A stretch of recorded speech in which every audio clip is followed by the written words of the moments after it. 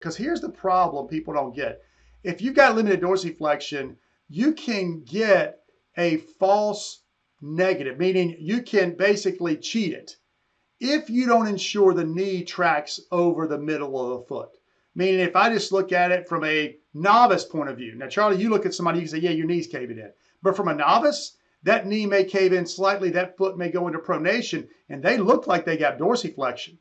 So what we were playing around with is let's put the stick in front of the big toe to make sure the knee tracks on the outside of the stick to ensure you're not compensating at the foot. That was our goal.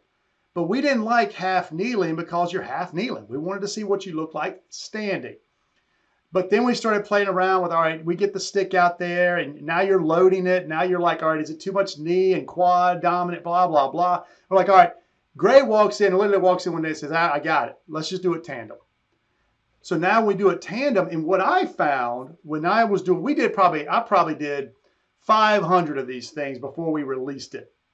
500 trials. What I found is the tandem, what happens when you're in tandem stance? Once we give you a stick because we know it's a balance problem or touch a wall, whatever, so that that back knee can go forward.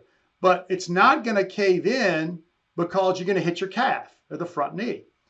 But what I have found, and this goes probably to what you're going to get to, is that it's just as much of a foot test as it is an ankle test. Because if you really have a flat foot, which you and I both know, athletes, especially really good, they have flat feet and their foot, they don't have any foot mobility. Their foot is locked, you know, especially, yeah, you get some of these athletes, I don't care what you do, their foot is locked in and they're going to be limited. So if you can't kick that knee out and let that knee track over the middle, or even let's say the fourth and fifth toe, your foot is the limitation.